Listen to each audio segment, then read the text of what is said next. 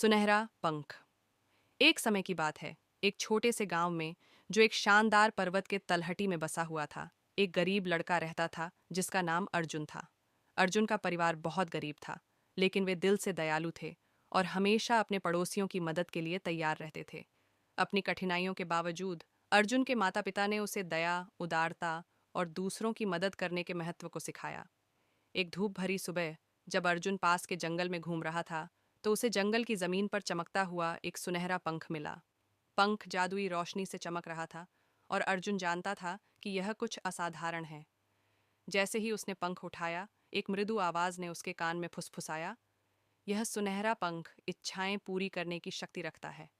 इसे समझदारी से इस्तेमाल करो, क्योंकि यह बड़ी खुशी ला सकता है।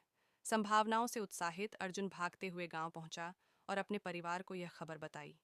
उनके माता पिता, हालांकि चकित थे, ने उसे याद दिलाया कि पंख का उपयोग बड़े भलाई के लिए करना चाहिए।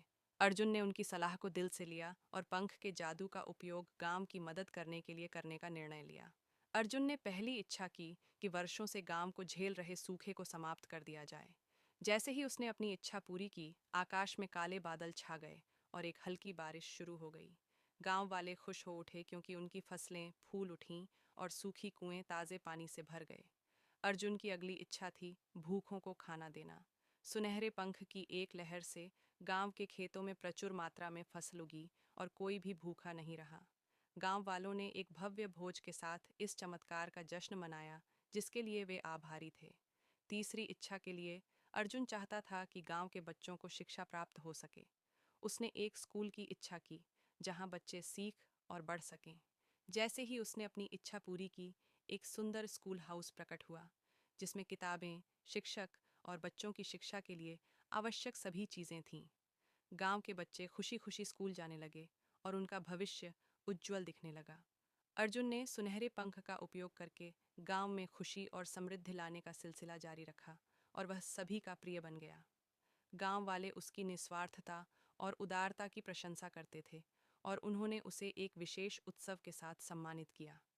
एक दिन वह मृदु आवाज, जिसने सबसे पहले अर्जुन से बात की थी, वापस आई। तुमने इस सुनहरे पंख का उपयोग समझदारी और निस्वार्थता से किया है, आवाज ने कहा। पुरस्कार स्वरूप पंख का जादू हमेशा तुम्हारे साथ रहेगा।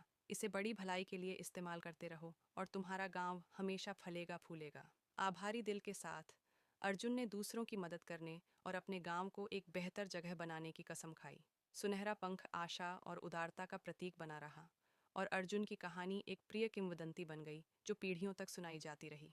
और इस प्रकार कभी गरीब लड़का अर्जुन दया और निस्वार्थता का प्रतीक बन गया और उसने दिखाया कि सच्ची खुशी देने और दूसरों की मदद करने से आती है।